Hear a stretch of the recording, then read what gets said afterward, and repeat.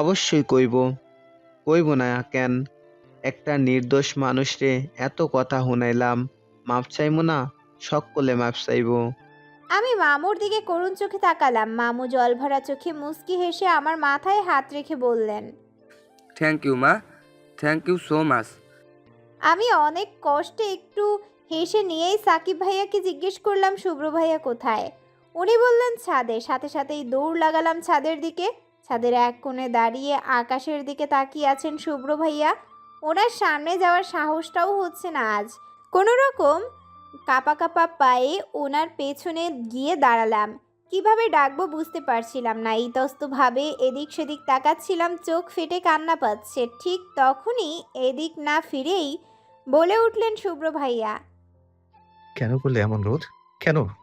আমি কি বলবো বুঝতে পারছিলাম না। কাপা স্বরে বলে উঠলাম, শুধু সরি? আমার সব শেষ করে দিয়ে শুধু সরি রোদেলা? একটা বার ভাবলে না, ফুপ্পি ফুপা গ্রামের লোক সবার সামনে আমি কতটা নিচে নেমে যাব, কতটা? আমার মাথাটাও তো হেট হয়ে গেল শুধুমাত্র আমার জন্য। এই অপমান কি সহ্য করা যায়? সরি। সাথে সাথেই পেছন ফিরে খুব শক্ত করে চেপে ধরলেন আমার হাত। রাগী কণ্ঠে বলে উঠলেন, হাই সোয়ান রোদেলা, তোমার জায়গায় অন্য কোনো মেয়ে হলে জাস্ট খুন করে ফেলতাম তাকে, জাস্ট খুন করে ফেলতাম।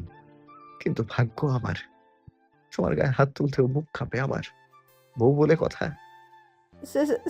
সরি। আমি আসলে আমার কথা শেষ করতে না দিয়েই ছাদের রেলিংয়ে এক প্রকার ছুঁড়ে ফেললেন আমায়। সাথে সাথেই আবার চেপে ধরে দাঁতে দাঁত চেপে বলে উঠলেন, Mrs Abrar Shubhra, I just hate you, just hate you. তাচ্ছিল্যের হাসি দিয়ে বলে উঠলেন। কথাটা বলেই ঘুরে দাঁড়িয়ে নিজের চুল টেনে ফুলের টবে লাথি মারলেন উনি। ফিরে এসে আবারও চেপে ধরলেন, বলে উঠলেন, কাঁদছো কেন? তোমার এই কান্নায় রাগ কমবে না আমার। Stop crying, just stop. আমার কান্নার বাঁধ যেন ভেঙে গেল এবার। নিজেকে কোনোভাবেই আটকাতে পারছিলাম না। ঠিক তখনই ছাদের দরজা থেকে কেউ একজন বলে উঠল, ভাই, আঙ্কেল নিচে ডাকছে, আর্জেন্ট। শুভ্র ভাইয়া আমায় ছেড়ে একরকম ধাক্কা দিয়ে ফেলে দিয়েই সিঁড়ির দিকে হাঁটা দিলেন। আমার মাথা গিয়ে লাগলো ছাদের রেলিংয়ের এক কোণে। সাথে সাথেই ঝিমঝিম করে উঠল মাথাটা। তবুও কোনো রকম ছাদের ডান পাশে গিয়ে দাঁড়ালাম। এখান থেকে আঙিনাটা দেখা যায় স্পষ্ট। শুভ্র ভাইয়া নিচে গিয়ে দাঁড়াতেই রহিমা খালা দৌড়ে এসে ওনার হাত চেপে ধরলেন। ওনার দেখা দেখি মজিদ চাচাও অন্য হাতটা চেপে ধরলেন। সবাই কিছু একটা বলছিল ওনাকে, আর উনি অবাক চোখে তাকিয়ে আছেন। মামু গভীর আবেগ নিয়ে জড়িয়ে ধরলেন তাকে। মাকেও দেখলাম ওনার মাথায় হাত রেখে মুচকি হাসলেন। আমি আর দাঁড়ালাম না, ছাদের ওই কোণাটাতেই গুটিসুটি মেরে বসে পড়লাম। মাথাটা প্রচুর ব্যথা করছে, খুব, হয়তো ফুলে গেছে। যা হওয়ার হোক। শুভ্র ভাইয়া ব্যথা পাওয়ার তুলনায় এই ব্যথা কি খুবই তুচ্ছ নয়? হাঁটুতে মাথা গুজে বসেছিলাম ছাদের এক কোণে। হঠাৎই মনে হলো কেউ একজন এসে বসেছে আমার পাশে। মাথাটা তুলে মানুষটাকে দেখতে ইচ্ছে করছে না মোটেও। মাথাটা ব্যথায় ছিঁড়ে যাচ্ছে যেন। 3-4 ঘন্টা যাবৎ একভাবেই বসে থাকায় পা ঘাড় দুটোই ব্যথা করছে খুব। শরীর নাড়াতেও কষ্ট হচ্ছে। তবুও মাথাটা কাত করে আর চোখে তাকালাম শুভ্র ভাইয়া। রেলিংয়ে মাথাটা ঠেস দিয়ে আকাশের দিকে তাকিয়ে আছেন উনি। ওনাকে দেখেই মাথা সোজা করে বসলাম। চারপাশে অন্ধকার নেমে এসেছে খেয়ালই করিনি আমি। পা দুটো সোজা করে রেলিংয়ে ঠেস দিয়ে বসে ওনার দিকে তাকালাম। এই মুহূর্তে পৃথিবীর সবচেয়ে সুন্দর ছেলেটার হয়তো আমার পাশে বসে আছে আনমনে। সন্ধ্যার হালকা আলোয় স্বর্গীয় দূতের মতো লাগছে তাকে।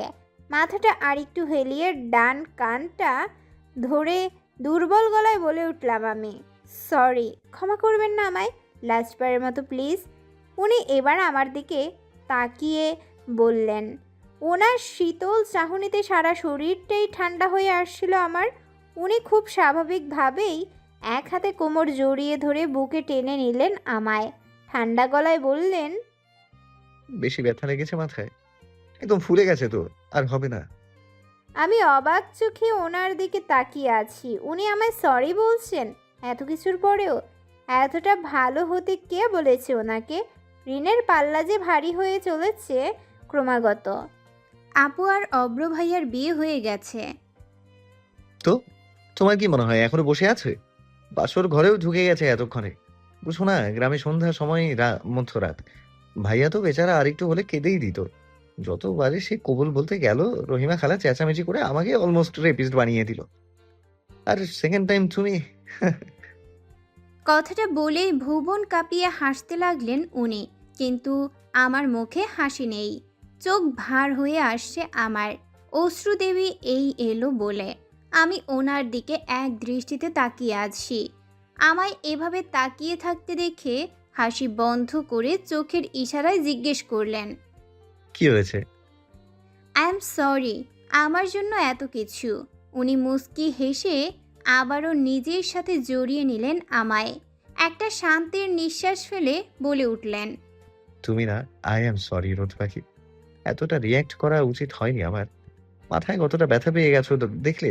ইস, কতটা ফুলে গেছে। বলে কপালে ঠোঁট ছুঁয়ে দিলেন উনি। আবারও বলতে লাগলেন, আচ্ছা, তুমি রহিমা খালাকে এক্স্যাক্টলি কি বলেছিলে শুনি, যার জন্য উনি এত কিছু ভেবে নিলেন? ওনার কথায় লজ্জা পেয়ে গেলাম আমি। এখন কি বলবো? রহিমা খালাকে যা বলেছি তা কি আর ওনাকে বলা যাবে নাকি? আমাকে চুপ থাকতে দেখে আবারও বলে উঠলেন উনি, কি হলো, বললে না তো কি বলেছিলে?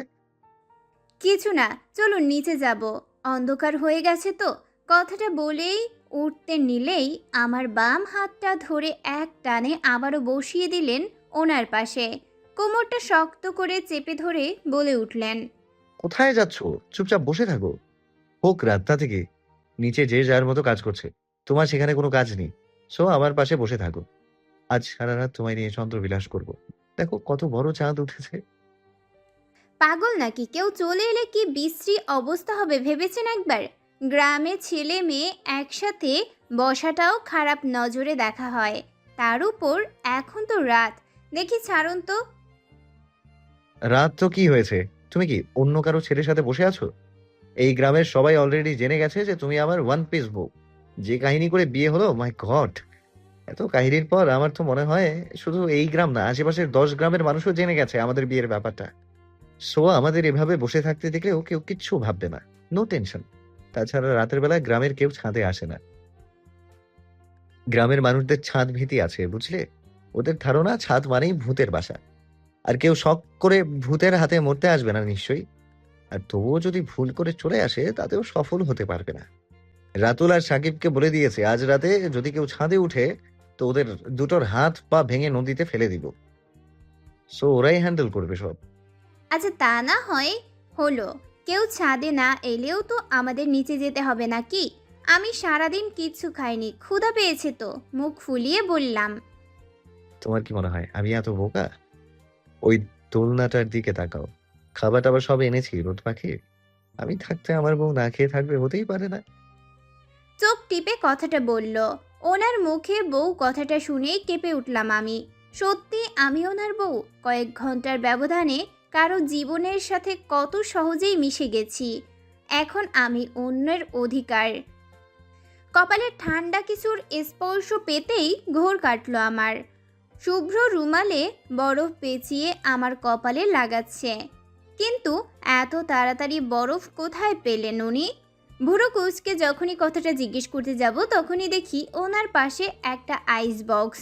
বাহ, উনি তো দেখি পুরো ব্যবস্থা করেই এসেছেন। করবেনই তো, দেখতে হবে না বরটাকার? কথাটা ভেবে নিজের মনে একটু হেসেই মনোযোগী হলাম ওনার কথায়। উনি খাবারের প্লেটটা আমার হাতে তুলে দিয়ে বলে উঠলেন, খাইয়ে দাও। উফ, হাতে কি ব্যথা! আমার হাতে প্রচুর ব্যথা, বুঝলে রোদ পাখি? ভাত মুখে তুলতে পারবো বলে মনে হয় না। আমি অবাক চোখে ওনাকে দেখছি। লেম এক্সকিউজ, হাত দিয়ে দুনিয়ার কাজ করছেন উনি, আর খাবার সময়ই হাতে ব্যথা? অদ্ভুত। আমি খাবারের ঢাকনাটা খুলে আবারও অবাক হলাম। সব গ্রাম্য খাবার, কচু শাকের চচ্চড়ি, ছোট মাছ, ডালের বড়া। আমি কৌতূহলী কণ্ঠে বললাম, এসব কোথায় পেলেন? বিয়ে বাড়িতে তো এইসব রান্না হয় না তাহলে? জোগাড় করেছি। বিয়েবাড়ির এসব ভারী খাবারে বিরক্ত হয়ে গেছি একদম। আর আমি এটাও জানি মিসেস আবরার শুভ্র এসবে বোর, রাইট? আমি হাসলাম। সত্যিই বিরক্ত হয়ে পড়েছিলাম এইসব পোলাও মাংস হাবিজাবি খেয়ে। আমাকে চুপ থাকতে দেখে আবারও মুচকি হেসে বলে উঠলেন উনি। একটু কষ্ট হয়েছে, বাট ৩ জনের জন্য ম্যানেজ হয়ে গেছে। ৩ জন? আমরা তো ২ জন। তাহলে ৩ জন বললেন কেন? ভুরু কুঁচকে বললাম। আরেকজন হলো সাহেল। খুবই অদ্ভুতভাবে সাহেল আর আমার পছন্দ এক। আমি কোনো কিছু এক দেখায় বলে দিতে পারবো কোনটা ওর পছন্দ হবে আর কোনটা হবে না। কারণ আমার যা পছন্দ ওর ওটাই পছন্দ। তুমি খেয়াল করে দেখো, আমরা প্রায় সব অকেশনে সেম ড্রেস পরি। আজও কিন্তু পরেছিলাম। কিনতে গেলেও একই রকম কিনি। আমার মাঝে মাঝে মনে হয় কি জানো, তোমাকেও পছন্দ করে। তোমার মনে হয় না? আরে ধুর, উনি আমায় কেন পছন্দ করতে যাবেন? সাহেল ভাইয়ার সাথে চিত্রার বিয়েটা হয়ে গেলে দারুণ হবে। আমরা ২ জন বেস্ট ফ্রেন্ড, আপনারাও। দারুণ হবে না? কৌতূহলী হয়ে বললাম। উনি হাসলেন। আমার হাত থেকে প্লেটটা নিয়ে আমার মুখে খাবার তুলে দিতে দিতে বলে উঠলেন।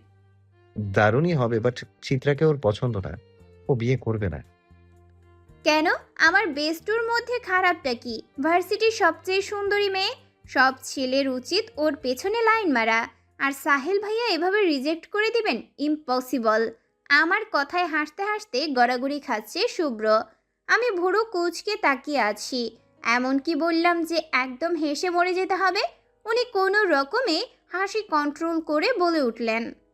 ছেলেরা কি শুধুই সৌন্দর্য দেখে নাকি? তাছাড়া সাহেল অন্যান্য ছেলেদের মতো না, একটু different. And main point is he don't like Chitra. কেন লাইক করে না? অদ্ভুত। আচ্ছা, আপনাদের ২ জনের চয়েস তো সেম, তাই না? তাহলে আপনিও কি চিত্রাকে লাইক করেন না? না। কেন? ভুরু কুঁচকে বললাম। উনি হাসলেন। ফু দিয়ে আমার কপালে এসে পড়া চুলগুলো সরিয়ে দিয়ে বলে উঠলেন।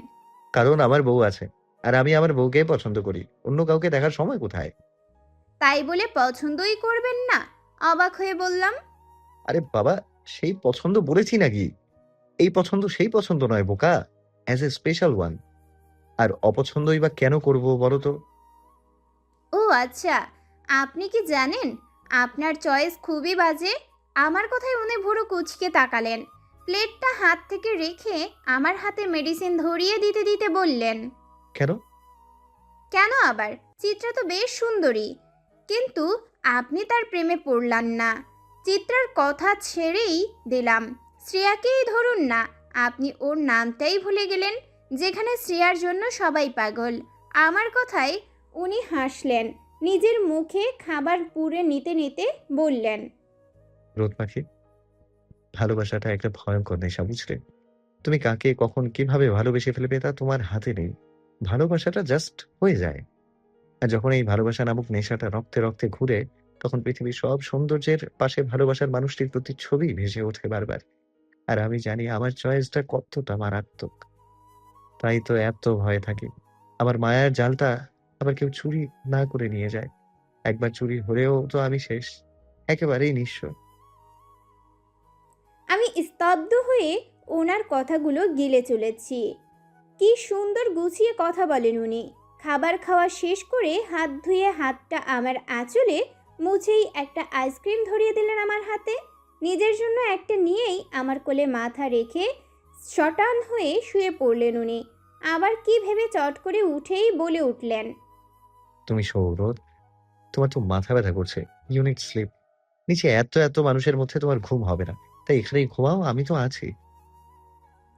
কথাটা বলে ১ মিনিটও দেরি না করে এক রকম জোর জবরদস্তি করেই আমাকে ওনার কোলে মাথা রাখতে বাধ্য করলেন। ওনার এত কাছে এভাবে কখনো ভাবিনি। আর নিজেকে বড্ড অস্বস্তি হচ্ছিল মনে, কিন্তু মাথায় ওনার হাতের স্পর্শ আর ওনার ননস্টপ কথা বলায় অস্বস্তিটা যেন দৌড়ে পালালো। সাথে সাথেই ঘুমেরা ধরা দিল চোখে, শান্তির ঘুম। ঘুমটা হঠাৎই ছুটে গেল আমার। হঠাৎ ঘুম ভাঙায় নিজেকে ঠিক আবিষ্কার করতে পারছিলাম না ঠিক কোথায় আছি আমি। মুখের ওপর কাপড় জাতীয় কিছু ফিল হওয়ায় হাত দিয়ে সরিয়ে আনলাম জিনিসটা রুমাল। রুমালটি দিকে ভুরু কুঁচকে তাকাতেই কোথা থেকে কেউ একজন বলে উঠল। গুড মর্নিং রোদ পাখি। কথাটা শুনে চোখ তুলে উপরের দিকে তাকাতেই শুভ্র ভাইয়ের মুখটা ভেসে উঠল, মুখে ক্লান্তি মাখা হাসি। ওনার মুখ দেখেই কাল রাতের কথা মনে পড়ে গেল আমার। উনি ঠিক রাতের মতোই বসে আছেন। ইস, উনি সারা রাতই জেগেছিলেন নাকি? চারিদিকে ভোরের আমেজ শুরু হয়েছে মাত্রই। একেই তো হয়তো বলে কাক ডাকা ভোর, কিন্তু চারপাশে কাকের ডাক শোনা যাচ্ছে না মোটেই। চারপাশে তো পাখির কিচিরমিচিরের শব্দ। এই রকম একটা ভোরের কথাই হয়তো উপন্যাসিকরা লিখতেন তাদের উপন্যাস পটে। আমি মুগ্ধ চোখ জোড়া নিয়ে উঠে বসতেই উনি শুয়ে পড়লেন আমার কোলে। আমার আঁচলটা টেনে নিলেন ওনার মুখে, আঁচলে মুখ ঢেকেই বলে উঠলেন, ডোন্ট ডিস্টার্ব। পুরো 1 ঘন্টা ঘুমাবো আমি। আর এই আঁচল সরাবে না একদম। এই স্মাইলটা আমার নেশা। আজ আবারও ঢাকার গন্তব্যে পাড়ি জমিয়েছি সবাই। শুভ্র ভাইয়ার মুখটা দেখার মতো হয়েছে। তার প্রধান কারণ হলো আমাদের বিয়ে। আমাদের বিয়েটা কথা যেন সবাই ভুলেই গিয়েছে। তাদের ধারণা এই অ্যাক্সিডেন্টলি বিয়ে হওয়াটা আমরা কেউ মেনে নিতে পারিনি। আর এই বিয়ে কোনো বিয়ের পর্যায়ে পড়েনি। পাত্রপাত্রীর অসম্মতিতে বিয়ে ঠিক নয়, তাই আমাদের বিয়েটাও ঠিক নয়। ব্যাপারটায় আমার ভাবাবেগ না হলেও শুভ্র ভাইয়া চরম বিরক্তি। উনি বেশ কয়েকবার আমার কানে ফিসফিস করে বলেও দিয়েছেন, লোক রোদ পাখি। আর যদি বিয়েটা আমার তুমি ছাড়া অন্য কারো মেয়ের সাথে হতো, তো বিয়ের 2 মিনিট পরই বাবা চড় থাপ্পড় দিয়ে বাসর ঘরে ঢুকিয়ে দিত। আর মা তো আরো এক ধাপ এগিয়ে নির্ঘাত স্টার জলসার মায়েদের মতো কসম দিয়ে বলতো, খোকা কথা দে 1 বছরে নাতি নাতনির মুখ দেখাবি, কথা দে। আর এখন যখন আমি রাজি আছি, তখন দেখো দুনিয়ার সবাই বিয়েটাই ভুলে গেল। বাসর তো বহু দূরের কথা। এটাই আমার কপাল, বুঝলে? ওনার কথায় বরাবরই হু হা করে হেসে উঠেছি আমি। কি বাচ্চাদের মতো কথাবার্তা। ব্রেকফাস্ট করে ছাদে গিয়ে বসতেই মা এসে হাতে একটা পার্সেল ধরিয়ে দিল। আমি অবাক চোখে মার দিকে তাকাতেই ব্যস্ত ভঙ্গিতে বলে উঠলেন উনি, তোর নামে এসেছে, দেখ তো কে পাঠিয়েছে। কথাটা বলে আবারও শান্ত ভঙ্গিতে নিচে নেমে গেলেন আম্মু। আম্মুর যাওয়ার দিকে কিছুক্ষণ তাকিয়ে থেকে একটা দীর্ঘশ্বাস ফেলে পার্সেলটার দিকে তাকালাম। আমার জন্য পার্সেল? কে পাঠাবে? মনের মধ্যে হাজারো প্রশ্ন নিয়ে চোখ দুটো কুঁচকে দূরের নীল আকাশটার দিকে তাকালাম। পার্সেলটা খুলে মনের কৌতূহলটা মেটাতে যা ইচ্ছে করছে না মোটেও। থাকুক না কিছু কৌতূহল, এই অচেনা প্রশ্নগুলো নিয়ে নাড়াচাড়া করতে বেশ লাগছে। ছাদের পাশের আম গাছটায় লাল নীল রঙের একটি পাখি এসে বসেছে প্রায় আধা ঘন্টা হলো। কি অলস চালচলন! আচ্ছা, এই ঢাকা নামক কাকের দেশে এই রূপসী পাখিটা এলো কিভাবে? তারও কি আমার মতো অষ্টিমজ্জায় অলসতা ভর করেছে? তারও কি একজন শুভ্র আছে, পাগলাটে টাইপ শুভ্র? অসম্ভব সুন্দর এই পাখিটার নাম জানতে ইচ্ছে করছে খুব।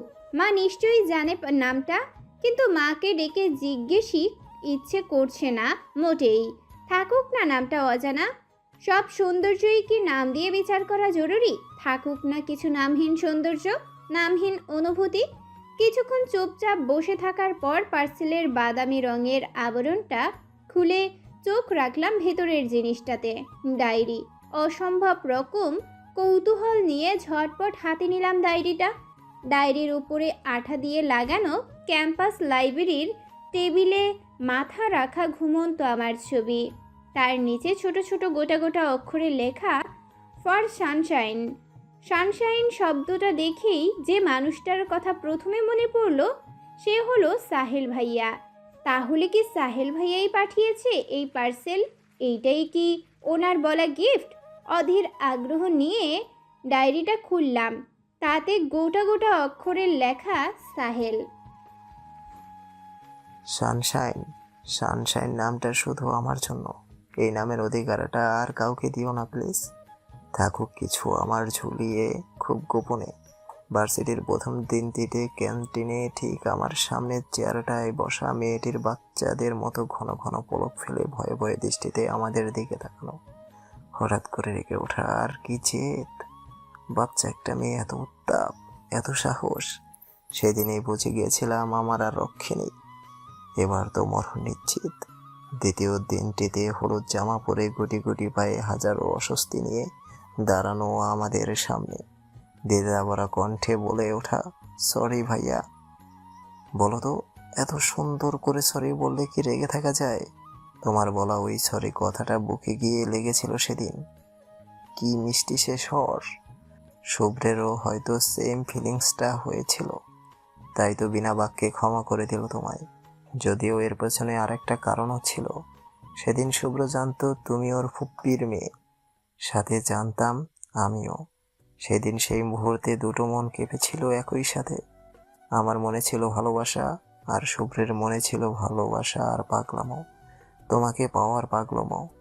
তুমি ওর সাথে নিজ থেকে কথা বলবে শুধুমাত্র এই কারণটার জন্য দিনের পর দিন নিকৃষ্ট ব্যবহার দিয়েছে তোমায়। তার উদ্দেশ্য একটাই, রেগে হোক, হেসে হোক বা প্রতিশোধ নেওয়ার আশায় হোক, তুমি তার সাথে কথা বলো। প্রতিটি দিন তুমি ক্লাস থেকে বের হতেই দুটো মানুষের দৃষ্টি তোমার উপর পড়তো সবার আগে। সেদিন লাইব্রেরিতে শুভ্র নিজের বেস্ট অ্যাসাইনমেন্টটা দিয়েছিল তোমায়। ভাগ্যিস আমিও গিয়েছিলাম খাতা হাতে। দেখেছিলাম তোমার সাথে ওর অন্তরঙ্গ মুহূর্ত, জানতে পেরেছিলাম তোমার প্রতি শুভ্রের ফিলিংস, আর থমকে গিয়েছিল আমার হৃদয়। তারপরও হাল ছাড়িনি আমি। ভেবেছিলাম বলবো তোমায়, কিন্তু দিন দিন বাড়ছিল তোমার প্রতি শুভ্রের পাগলামো। তুমি চিন্তাও করতে পারবে না কতটা পাগল সে তোমার জন্য। তোমার অগোচরেও যারা ভুলেও তোমার দিকে তাকিয়েছে তাদের ব্যবস্থাটা কতটা বাজে করেছে তা শুধু আমি জানি। তোমায় দেখে শেষ দিয়ে ওঠার অপরাধে ভার্সিটির এক জুনিয়রকে 10 দিন হসপিটালাইজ থাকতে হয়েছে। নিজের পরিচয় গোপন করে তোমার কাছে যাওয়ার ওর চেষ্টাও আমার চোখে পড়েছিল। তার সাথে পড়েছিল অনেক দীর্ঘশ্বাস। যেদিন রাতে তোমার সাথে ইনসিডেন্টটা হলো সেদিন পিলে চমকে গিয়েছিল আমার। শুভ্রের রিয়েকশন ছিল তার থেকেও ভয়ানক। সেদিন আরেক শুভ্রকে দেখেছিলাম আমি। কতটা ভয়ঙ্কর হতে পারে সে। তোমায় হসপিটালে অ্যাডমিট করার পর সারাটা রাত জানোয়ারের মতো মেরেছিল ওদের, চিৎকার করে কেঁদেছিল তোমাকে হারানোর ভয়ে। নিজের হাতের কি অবস্থা করেছিল দেখেছিলে নিশ্চয়ই। তোমার জানার বাইরে ও কত ধরনের পাগলামো করে সে শুধু তোমার জন্য, তা হয়তো শুধু আমিই জানি।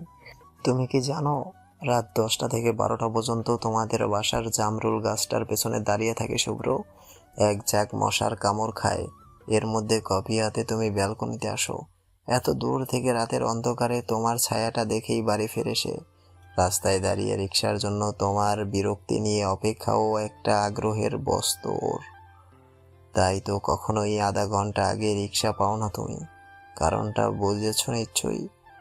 আমার আর শুভ্রের পছন্দগুলো সেম। ড্রেস কিনতে গেলে সেম ড্রেস ডাবল না হলে অর্ডার দিয়ে হলেও বানিয়ে নিতাম আমরা। কিন্তু ভাগ্য দেখো, লাইফের সবচেয়ে এক্সপেন্সিভ জিনিসটা তো ডাবল পেলাম না, তোমাকে পাওয়া হলো না। যদি লাইফের অর্ধেক হায়াত দিয়ে হলেও আল্লাহর কাছে আরও একটা তোমাকে অর্ডার করতে পারতাম, তবুও করে নিতাম সানশাইন। কিন্তু এমন তো আর হওয়ার নয়, তাই না? কখন সবচেয়ে বেশি কষ্ট হয় জানো? যখন মনে হয় তোমাকে নিয়ে নিজের কল্পনায়ও ভাবার অধিকার নেই আমার। তোমার সবটাতেই শুধু শুভ্রের অধিকার। তখন কত বিক্ষত হই আমি, মারাত্মকভাবে কত বিক্ষত হই। তবুও সরে দাঁড়িয়েছি, কারণ আমি জানি শুভ্র তোমাকে না পেলে পাগল হয়ে যাবে। কিন্তু আমি হব না।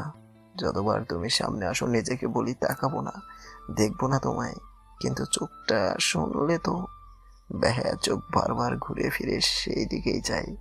এই চিন্তা করো না, আমি কিন্তু খারাপ নেই, বরং ভালো আছি।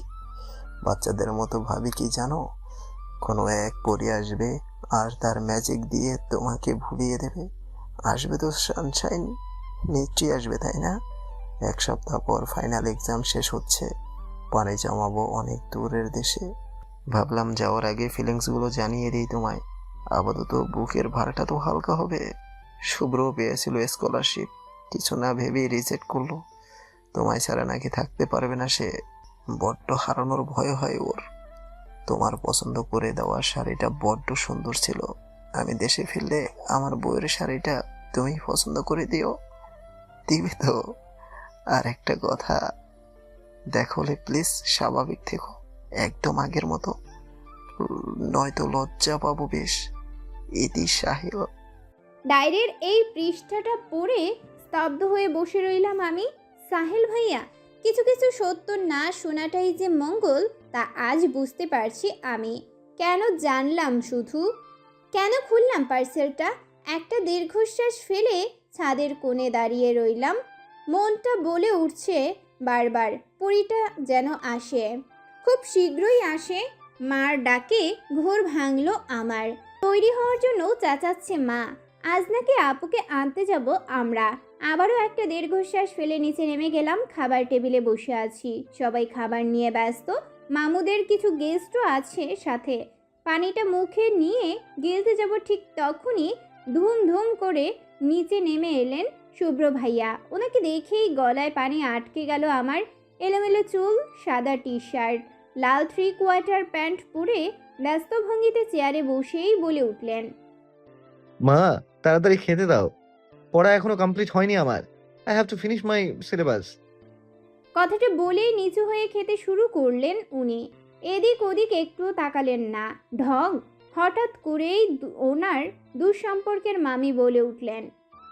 মহিলার কথা শুনে গলায় খাবার আটকে গেল আমার। শুভ্রও বিষম খেলো।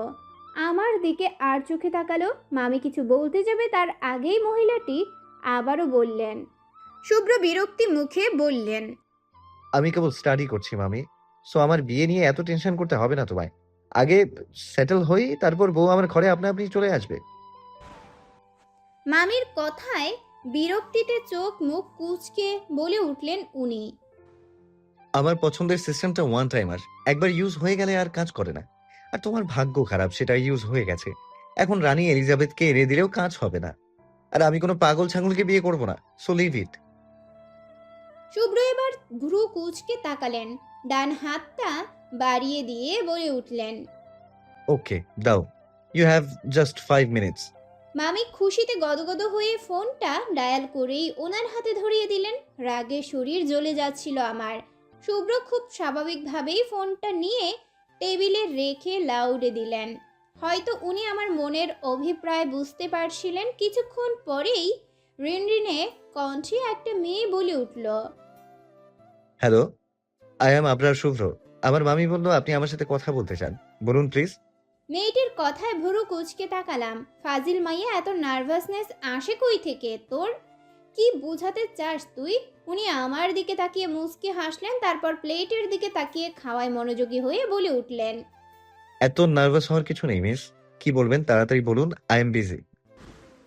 হাসি তো বউয়ের পাশে থাকলে অলওয়েজ হাসি হাসি মুডে থাকি, গম্ভীরতার সিস্টেমটা তখন কাজ করে না। নেক্সট। আপনি কি প্রাইমারিতে পড়েন? প্রাইমারি পড়ার ছেলেমেয়েরাও তো বউ মানে বুঝে, আপনি বুঝেন না? স্ট্রেঞ্জ। ওনার কথায় সবাই মুখ চেপে হাসছেন আর আমি লজ্জায় লাল রং ধারণ করছি। মেয়েটা আবারও বলে উঠল, না, পারি না। আপনার সাথে দেখা করার কোনো রিজন নেই, তাই দেখা করতে পারি না, মামির সম্মান বাঁচাতে। এমন কেউ নেই আপাতত, আমি কারো রিকোয়েস্ট শুনছি না।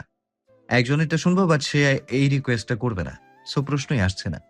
উনি কথাটা বলার সাথে সাথেই সবাই আমার দিকে তাকালো। আমি মাথা নিচু করে খাবার খেতে শুরু করলাম। কি অস্বস্তিকর পরিবেশ! এই মাইয়া, মরে যাব না কেন? অসভ্য! খুব দেখা করার শখ না তোকে আমি? My wife and your time is finished, bye. কথাটা বলেই ফোনটা ডিসকানেক্ট করে উঠে দাঁড়ালেন উনি। মামুনির দিকে তাকিয়ে বলে উঠলেন, মা, আগামী 3 ঘন্টার মধ্যে আমার রুমে যেন কেউ না ঢুকে, আমি ঘুমাবো। মামুনি ভুরু কুঁচকে রহস্যময়ী হাসি দিয়ে বললেন, কেউই ঢুকতে পারবে না। মামুনির কথায় হেসে উঠলেন শুভ্র। আমার দিকে আর চোখে তাকিয়ে ব্যস্ত ভঙ্গিতে সিঁড়ি ভেঙে নিজের রুমে ঢুকে গেলেন। যেতে যেতে বলে উঠলেন, যার কথা বলছো সে এনি টাইম অ্যালাউড, মা। ওনার মামি এখনো শখ খাওয়া চোখে তাকিয়ে আছেন, সাথে অন্যান্য গেস্টরাও। ওয়াইফ শব্দটা নিতে বড্ড কষ্ট হচ্ছে তাদের। আমি মাথা নিচু করে আর চোখে সবার দিকে তাকাচ্ছি। সবাই ঠোঁট চেপে হেসে চলেছে, এমনকি মামুও। চিকি লজ্জা! দুপুরের খাবারের পর শুভ্র ভাইয়ার দরজায় উকিঝুঁকি দিচ্ছি। ভেতরে ঢুকবো কিনা বুঝতে পারছি না। উনি নিশ্চয়ই ঘুমিয়ে গেছেন এতক্ষণে। ভেতরে গিয়ে রুমটা কি দেখে আসবো? আগে কখনো দেখা হয়নি রুমটা। তুমুল অস্বস্তি নিয়ে দাঁড়িয়ে এদিক ওদিক তাকাচ্ছি। ঠিক তখনই ট্রে হাতে নিয়ে ছাদে যেতে যেতে মাধবী বলে উঠল,